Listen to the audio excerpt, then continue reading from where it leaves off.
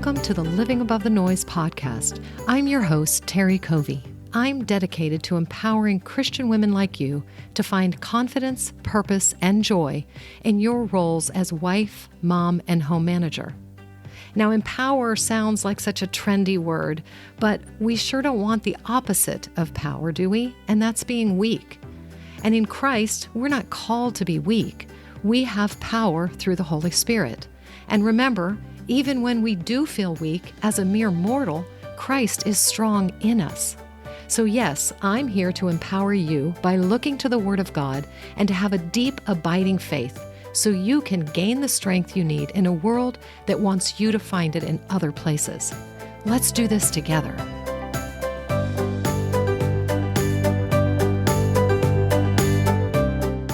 Welcome to episode 16, where we're going to be discussing knowing what you believe, what matters most to you, and then finding the courage to live it out. And let me explain how I've been living it out lately. You know how algorithms work? Instagram and podcasts, blog posts, SEO, and all that good stuff that goes into the computer age, where we know that posting regularly wins us points and gets us followers. Well, here I am, trying to be regular as a podcaster. But what those algorithms don't allow for, and what we don't count on, is that disaster can strike and a trial can hit home, and we can't always be consistent. I couldn't always be there every week or every other week. Things like weddings and travel plans happen, and that's what my life looked like in the last few months. I went to New Zealand in February and March. My son got married in April, and then a tornado hit our area in May. We live in Northwest Arkansas, and we had 14 tornadoes that hit our state. We got 7 of them in our area. Well, our family home got hit by the straight line winds, and we had at least 60 trees down, and the majority of them on the fence line that keeps our dogs in and wild animals out. And then our business property, only 8 minutes away, got hit by the F1 tornado. We had just poured a concrete slab, trimmed all the trees, and made it look oh so beautiful for our son's wedding. It doesn't look oh so beautiful anymore. We literally lost about 3/4 of the trees on the front part of our property where it's supposed to be the prettiest. Our building had roof damage, siding, and window damage. So our new normal is to be cutting trees and hauling them off and burning the rest. We literally have a year's worth of work ahead of us. So those lovely algorithms don't often allow for real life. And I have to be okay with that. If you're like me, you look forward to hearing from your favorite podcaster, writer, or business guru. But then you don't hear from them. And now I understand. After our busy months, I'm needing to remember that life happens. During this last month, it was easy to put my podcast and my online life on a back burner, which was perfectly fine. But then, as time went on and I felt maybe a little bit guilty, I realized that this is also my way of communicating with you, of sharing life with you, of showing that I do care, and that I know you have your life and your circumstances, and you might also need encouragement and support. I'll pop in here and there with updates on how we're doing and how we're hanging in there and dealing with discouragement through this setback in our life. But today, I'm going to stick with my plan and share with you a little bit about how our family chose to live differently, to live a little outside the box. My hope is that it will encourage you that during your transitions and trials of life, I'm here to remind you, take the time to choose what you believe in, to choose how you want to structure your family life, and to choose what you believe is best will help you through the hard times. Of course, we know that God helps us through those times, and as we seek Him and His direction and make a plan, we will do so much better. I was just reading in Psalms today, and my goodness, I needed it so much right now.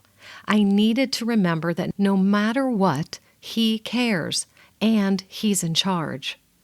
Psalm 16, 7-8. I will bless the Lord who counsels me even at night when my thoughts trouble me. I always let the Lord guide me, because He is at my right hand. I will not be shaken. So let's get on to our topic today, choices and having the courage to live them out. Today we'll be talking about what it looks like to be emotionally invested in your family, in particular, how you mother your kids. I want you to know I am just as curious as you may be. You might be starting out in this mothering gig and you're wondering at all the decisions before you.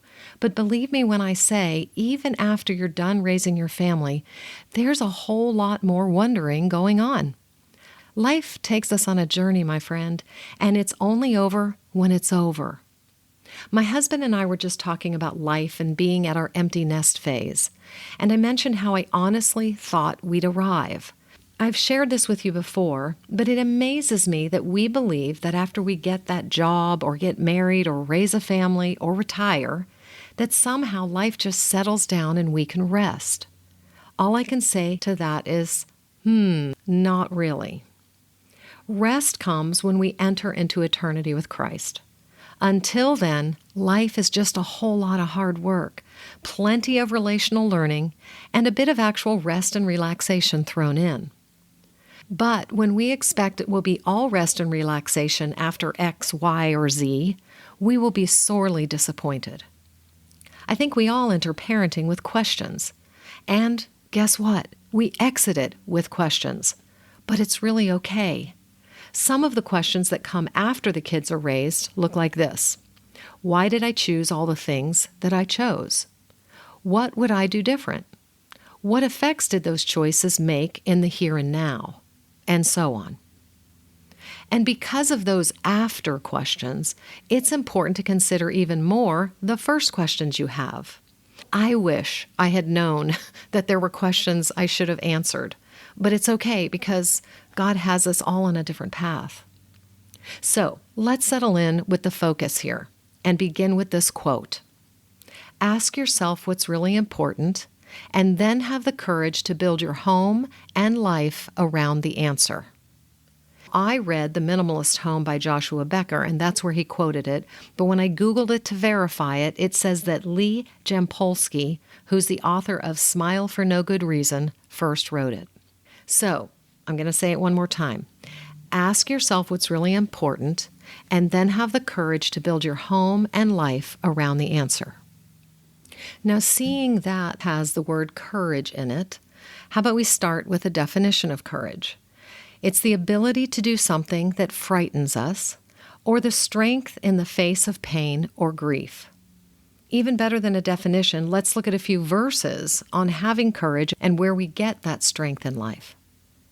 David said to Solomon his son, "Be strong and courageous and do it. Do not be afraid and do not be dismayed, for the Lord God, even my God, is with you." That's from 1 Chronicles 28:20. And 1 Corinthians 15:58 says, "My dear brothers and sisters, stand firm. Let nothing move you. Always give yourselves fully to the work of the Lord, because you know that your labor in the Lord is not in vain." 2 Timothy 1:7 says, "For the Spirit God gave us does not make us timid, but gives us power, love, and self-discipline." Proverbs 3, verses 5 through 6, "Trust in the Lord with all your heart, and lean not on your own understanding. In all your ways submit to Him, and He will make your paths straight." And then Psalms 31:24, "Be strong and take heart, all you who hope in the Lord." Those verses we can repeat every day when we start being fearful of staying the course with what we know we believe in. I'm guessing you know, like I do, that each verse in the Bible can't be interchanged with any situation we desire. They were each given to us depending on the situation and so many other factors. But the overwhelming basis for all of Scripture is that we place God at the core of our being and trust in Jesus and His salvation. We don't place our courage or desires on the whats and hows and whos in life. Are you following me here? We don't rely on God to provide when our goal is for having, being, or depending on anything other than Him. We want to be grounded on what matters to God, not the world or the culture around us. Okay, now back to our quote.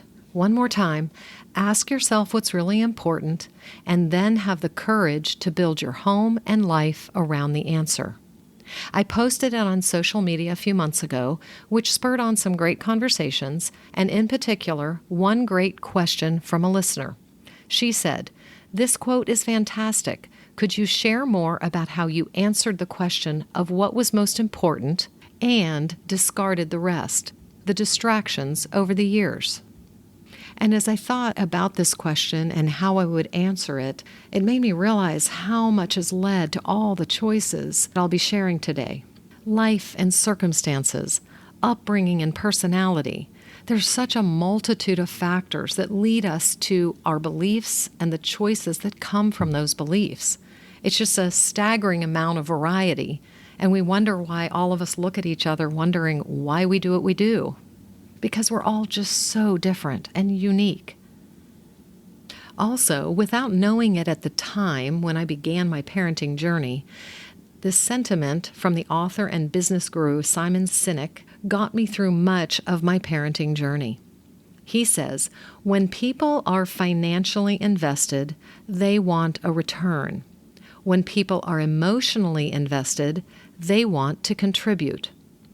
Emotional investment is crucial to a family's unity, ethics, values, and more. I can't state this enough. I honestly believe emotional investment is what saw our family through a lot of relational struggles, a lot of confusion as to what's right and wrong in life and why we do what we do, and a lot of the choices we made. So the big question I have for you today is this. Are you emotionally invested in your marriage, your parenting, and your home life? It's a pretty good question, and one that we probably don't ask each other often enough. So what does being emotionally invested mean? Maybe a good way to look at it is this. You're not doing it out of rote habit or expectations. You're not acting out of obligation. You're not being forced into it. Rather, you are wholeheartedly connected to the cause.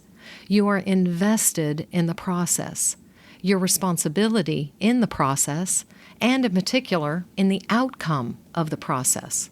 Make sense? Somehow, being the hyper-responsible person that I am, and honestly always have been, when I have a job to do, it's really important for me to do it well, to get it right, and to be efficient along the way.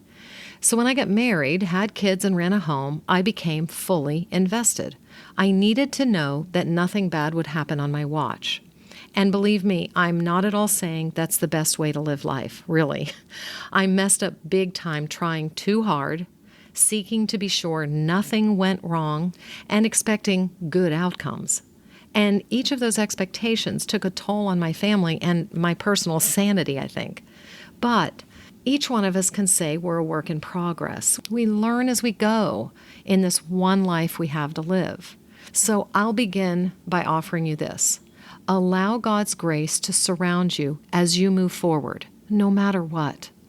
Go ahead and ask yourself how invested you are in these areas of your life.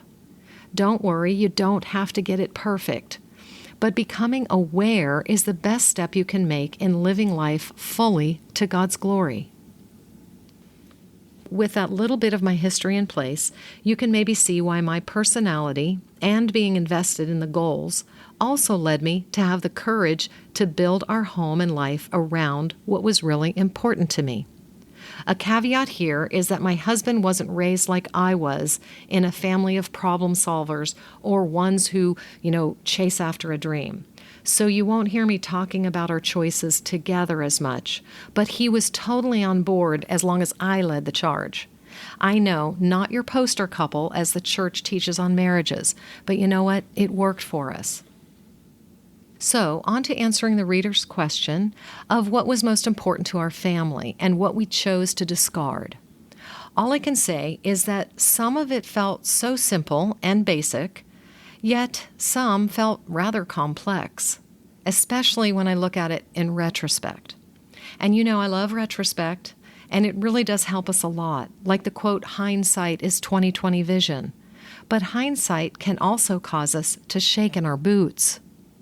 Why? Because when you get the chance to look back over a few decades of decision-making and the outcome of those choices, You can't help but wonder how someone didn't die or that you simply made it out with 2 feet on the ground on the other side of parenting. I'm not kidding, y'all. But God. Trusting in God helps so much. And I'll admit, often I do research and read and discuss options with friends long before I'd pray. Because, living in the physical world too often seems easier than the spiritual one. We need to know God and trust Him. But it's also super important that we know ourselves and then take the time to understand what's most important to us. From faith to family and friends, from foundations to lifestyle choices, from whimsy to solid beliefs. Becoming aware of what and why we believe what we believe and do what we do is paramount. We're always growing, so understandably, we'll never get the right answer for every season. But the foundation is super important, at least as a starting point for pretty much everything we decide. Check out my parenting worksheets at livingabovethenoise.com under the Resource tab. You'll find some thought-provoking verses and questions to get you started thinking about the choices you make for your family. I'm going to remind you right here, it's okay to be different. This episode specifically answers a question about our family and the choices we made to raise our kids and live the life we did. It in no way is meant to change what you do, unless, of course, you're feeling an itch to switch some things up. But it's also not meant to make you feel bad that you don't do all the things we do. Whether you didn't choose them or can't choose them is a personal life matter. It's really okay to be different. I'm sharing so you can consider what others do and why, especially as you are probably dealing with choices for your own family. We all are. Now, as we look at the choices we made, you get the benefit of my retrospect as we look at those choices and why we made them, and how those choices turned out for the most part. So here goes. To begin with, my husband and I had pretty worldly upbringings, and we both wanted different and what we considered better for our kids, and so we chose a more conservative life for our family. My desire was that our kids have the opportunity to develop into who they were meant to be before being told by their peers and the world around them what's considered normal, expected, or desired. As for each of us along life's way, we have to figure out what to hold on to and what to let go of, and so do our kids. Just like us, they need to become aware of what they believe about the world around them and what they're willing to try that's new or bold or might look conservative or a bit worldly. And that's why God gave them parents, to help them like fledgling birds learning to fly. And it's really funny, I just took a video of some swallows in a nest on our back porch, and there's 4 of them hovering on the edge, and there's about 8 other big swallows flying up, coming up right to them, inches away, and then flying away as if they're trying to show them, this is what it looks like. This is how you fly. That's just so much what we're here for as parents, not to just let them fly and fall, but to encourage them to fly, encourage them in a safe way, and then let them go out on their own. So as far as how to know when to let a child make those decisions, some questions that go along with that are, when are they ready to figure things out on their own? What are those things, and how do we know if they're ready? What is age appropriate for the decisions they should make on their own? And how will they learn to deal with peer pressure? And of course, there's probably 1,000 other ones, but those are just a couple of the kind of foundational ones. No matter what you choose for your kids, remember, they will each have choices to make as they grow into adults, and then as they leave home and start their own families. Our job is to give them a solid foundation and practice along the way. So here goes, our family's choices and the whys behind them. As I was listing these out, I realized so much changed when we became Christians, and that happened when our oldest daughter was 9. So hang on as I share from that shift in our life and some of the outside-of-the-box ideas that we had for raising our kids. Remember, these are our choices and not to be confused with recommendations for you. I'll share a favorite line from a dear friend. You be you. But I am going to let you know I get the privilege of watching how some of our choices are still producing fruit 40 years later. And I'm not listing them in any order of importance, just as they came to my mind. The first choice, we chose to home educate. Our kids went to public school for 5 years. But it was a God thing when we moved to a new neighborhood and several neighbors and new friends in our church homeschooled. I had never even heard of it before. But remember, this was all the way back in 1990. And just the other day, a friend offered perspective as to our experience back when we began this homeschooling journey. There were only 200,000 homeschooled kids in the U.S. compared with 5 million today. We were still in the day of having CPS called on us if neighbors saw our kids out during school hours. We were shaking in our boots if we had to bring them in the grocery store. I'm not kidding, y'all. It was a different era back then. There was a lot of stress and responsibility of not quite fitting into the world's current belief system about educating children. So it really helped to buy into what and why we were home educating. What held me together in those days, when I wondered if I was smart enough or patient enough or anything enough, was the fact that I completely believed that kids are smart enough to be given much of the responsibility to develop into just what their talents and bent is. And I wanted the people who would guide and lead my kids to be someone who loved them and knows them well, not the peer pressure or social system around them that often sends them off on a rabbit trail or even restrains them. I'm kind of a rebel to programs and systems, so homeschooling worked with my personality and preferences as well. For us, this worked really well. It wasn't easy by any stretch of the mind, but it was successful. And the most important thing to remember when we're looking at how others do things is the understanding that we each need to be free to make these decisions on our own. So, if I didn't want my kids' peers to influence them too much, then why would I want to do that to you? After 30 years of homeschooling and graduating all 10 of our kids, how did this turn out for us? Well, 8 are married, 6 have kids of their own, only 1 went to college for a short stint, then decided to go back to owning her own business. Each of them are entrepreneurial and either own or work for a small business. 4 homeschool their kids, 1 private schools, and 1 plans to public school. Again, these are choices based on family dynamics, personalities, and preferences, and we're all free to adjust the sails along the course. And I'm up for any questions you might have about our homeschooling journey. You can message me on Instagram, shoot me an email at terry@livingabovethe.noise.com, or leave a comment here under the podcast.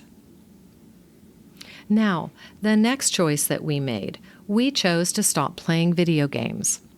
We had a Nintendo game box back in the early 90s when tech was pretty basic. Remember, I'm 63. We played Mario and Target Practice and tanks, but something became increasingly obvious to me. One of my sons would act out after playing them. He'd literally be pinging off the walls for no better term. One afternoon, I simply felt the Lord's conviction that they had to go. We brought the set to the thrift store and never looked back. We were already doing so much outdoor work, projects, crafts, and play that it easily replaced time in front of the Nintendo. Giving your kids time to discover is proven to enhance their creativity and problem-solving skills. From the National Institute of Health, they say play is inherent to a child's very nature, and psychologists, philosophers, and pedagogues have referred to its importance for the development of personality. From the conclusion of the studies, it's clear that play, that activity par excellence of childhood, is a vital and indispensable activity for human development, as it contributes relevantly to psychomotor, intellectual, social, and effective emotional development. And then in a TED Talk video, Stephen Johnson explains, the playful state of mind is fundamentally exploratory, seeking out new possibilities in the world around us. And that seeking is why so many experiences that started with simple delight and amusement eventually led us to profound breakthroughs. And then another study on playfulness and innovation states the link of playful play to creativity and hence to innovation in humans is strong. So can you see how not playing preset video games, or even for us homeschooling and giving our kids a chance to do their schoolwork as quickly as they wanted to in the morning so they could have all the free time or project time they wanted, really benefited them. They got the academics out of the way, and then they were free to develop their interests and learn their skills, and that's carpentry and gardening and sewing and art and all sorts of things. So giving your kids plenty of time to be free to think is super important. And that's what living above the noise is all about. So as we talk about these choices, that is why I call my podcast and my blog Living Above the Noise, because we need to be able to be clear on who we are and not drowned out by the noise of the culture around us. Now, I'll admit that 10 years ago, one of my grown sons, actually, I just realized he's the one who would go ballistic after playing Nintendo as a child. He brought us Wii to play during a visit. We liked it so much that we bought one for cold winter days with our kids and grands.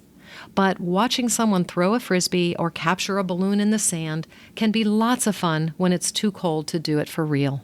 You won't find us playing violent games at all. I still don't believe that's good for the soul. But that's just me. Again, you do you. And the next one of our choices, we chose to not watch regular television. What began as a temporary situation ended up being permanent. We moved to a more rural road where we built our dream home. First off, never use that term because life and times change, and we ended up only living there 10 years and then moving on to get out of debt. But that street out in the country had no cable or reception even for a normal television set. And we weren't about to pay for satellite. So instead of our usual cartoons or evening shows, we chose to have what began a 25-year family favorite routine, our Friday night pizza movie night. We'd add in a few documentaries here and there, but for the most part, we either rented. Does anyone ever remember those miserable, sometimes up to an hour-long sessions at the local movie rental store? Oh my gosh, we still laugh about those, or cringe, I might say. So we'd either rent a movie, or I'd buy a favorite movie to keep in our personal VHS library. Along with Pizza Movie Night, we did a really fun and motivating activity that we called Pizza Movie Night Tickets.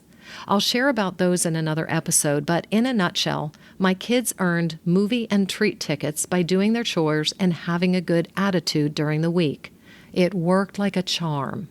And I tell you, not watching movies, not watching TV shows, not being influenced by what the culture around us tells us is important was really important to us. It was really important in my kids being formed into who they were created to be. And then we could choose shows that honed in to our preferences, what we were currently interested in at the time.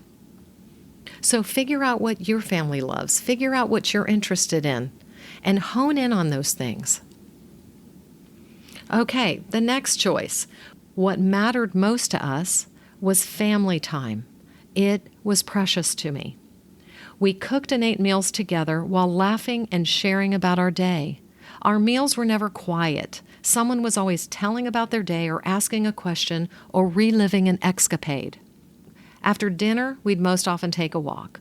Some kids rode bikes, some rode roller skates, and some sat in strollers or in my baby snuggly. Again, this was time the kids could burn off the last of their energy. My husband and I could share about our days. We could talk with the kids and, of course, watch as the kids begged us to watch their latest feat. We loved those family evening walks. More family time was as we traveled together. We took lots of time to explore and learn about our country together. Some of the places we traveled to: Yosemite, biking in the valley; Lake Tahoe, where we floated on the clear, deep water and biked around town; Northern California and Colorado to ski once a year; our annual camping trip to Courtright and Shaver Lake, fishing and swimming in 45-degree water from the snow runoff. We went to the Grand Canyon and the Midwest for a Laura Ingalls Wilder road trip. We fell in love with Tennessee on a trip and later moved there. We just loved touring the country. Our family also loved the work projects we did together, from building a chicken coop to buying a fixer-upper and doubling its size the next year, from putting in 5,000 feet of fence around our organic fruit farm to selling that fruit at a local farmer's market, building raised bed vegetable gardens when we started gardening. My husband and I were both suburban raised, but we decided we wanted a little more farmy life, so our family raised animals together. We had goats, chickens, sheep, alpacas, and of course the usual kittens and pups. Again, family time. Family time together. It's precious, and it's the time when your children learn about life, learn about nature, learn about how conversations work, learn about getting along. There's just so much good in it. Family time. I highly recommend it. And when you homeschool, you get lots of it. Another outside-the-box and pretty countercultural thing that we did was choosing to have a lot of kids. We had to stand alone when others thought we were crazy. I think all of us will remember when you can look across the parking lot and you can see people pointing and counting as they're going down the row of our kids following us. Those weren't my favorite moments, and those were the moments I had to stand alone and just say, it's okay, other people think we're crazy. Like Elizabeth Elliot said, others may, we may not, and it's really okay. But again, our choices. Believe in them and trust in them. A lot of people we met thought we were of the full quiver crowd. I don't know if you've ever heard of that, but they're the ones that think we should have as many children as we can, that our quiver should be full of arrows. But honestly, we weren't. I just loved babies and kept wanting another one. I loved watching them develop into the person God had created, and I also enjoyed the challenge of trying to keep us all sane in the process. And I understand some people just aren't wired that way, and that's why we all have to allow for our differences. But for me, it worked, and I loved it. Please don't misinterpret that I say it was easy. I had to learn patience. I had to calm my temper. I oftentimes was not organized enough. But all these things challenged me, and in a very good way, and I'm really grateful for it. Another one of our outside-the-box family decisions was that we didn't feel college was as important as we were taught. We believed our kids could learn anywhere and anything if they just put their mind to it. That's what my parents taught me, and that's what their parents taught them. I came from a Polish immigrant family who came over with money pinned to their coat pockets. They started from scratch to make their way in the United States. So I guess our family, we just learned to put our nose to the grindstone, as my dad used to say. Okay, so where did that saying come from? Put your nose to the grindstone. I looked it up and it says, the nose to the grindstone term originates from knife grinders bent over the stone or laid flat on their fronts with their faces near the stone to make sure they were putting the right angle on the knife. A quote from 1539 in John Frith's A Mirror or a Glass to Know Thyself contained the opinion that said, this text holdeth their noses so hard to the grindstone that it clean disfigureth their faces. John Frith was an English priest and writer. There you go. So going back to college or no college, we've just found so many friends that have chosen to step away from their college degree, aren't finding that they love it, and they are ending up starting their own businesses or working for other people, not even in the field they did studies in. So we use those years to enhance learning, interning, apprenticing from other people that work in those fields and have found that it works very well and that they have found very good jobs and they all do very well for themselves. They didn't have all of the college debt. They didn't spend all those years learning in a four walls bookwork setting. They actually learned out on the field doing what they love. I can share more about that in a future episode. I'm amazed at what they've accomplished and what they do. Not for everybody, but for us, again, it worked. Now you're ready for this last one, which is probably the most unique and possibly controversial of them all. We dressed in mostly skirts and dresses for a couple of decades. Yeah, we were actually one of those denim jumper families years ago. And no, we didn't always wear denim. That's just kind of an old trite comment that people say. But to begin with, we didn't choose that because we believed it was biblical, but more that I actually had this inkling that I wanted to counteract the cultural trend of unfeminine or immodest clothing styles. I had heard so much discussion about how we were losing touch with the real men and real women, beginning to become androgynous. And that term is someone who has both male and female characteristics, therefore might be mistaken for being a member of the opposite gender. Now, I know that could mean in a physical way, but what we're talking about is more being able to look like a man and look like a woman, and that's kind of important to me. And I do believe that God created us male and female, and I still think we should look like the beautiful difference that God designed. So we chose skirts. Now, hear me out here. Don't click off yet. 30 years after making this decision for our girls, of which many of our guys agreed with because they had heard their friends talk about girls and wanted their sisters not to be ones that they were talking about, but it stands as the one choice that bothered a few of my daughters later in life. Yet I have a few that it didn't bother at all. So again, some of our choices, we're going to have to live with the consequences that our kids are going to go, "What were you crazy?" or "Why did you do that?" But if I had to do a do-over on this mostly skirt thing, I would be less legalistic about it. My kids knew back then that I didn't think of it as a biblical decision. And I was pretty clear to tell other people who actually thought it was biblical that I didn't actually do it for that reason, but more that I was just trying to be countercultural. But as I look back now, I think my line was too rigid. And fortunately, God gives grace, and so should we to one another. Allow yourselves, your family members, and your friends to change their mind about things, or to try things that you might think are a little bit wacko. But really, let's be okay, because we're all just in here trying to figure things out. So, you might be wondering how we look now. Probably a lot like normal people. We wear jeans and shorts and don't think much about the idea that being countercultural or being feminine looks like only wearing skirts. I often wonder if God was just leading me in that direction as a way to bend the paper the other way, so to speak. Hindsight causes us to wonder at our choices, and just maybe God was helping me see another perspective. But I do believe I went too far to the other side. Of course, I still have a level of modesty that I prefer, but modesty and femininity is a thing to be discerned by each person. I just love how we can change and grow and learn and move on, and that's more the point I'm trying to make here, that you can make the choices you want and you don't have to worry what other people think about you. To give yourself the freedom to choose and bend and flex, and even allow your future self to flinch a bit.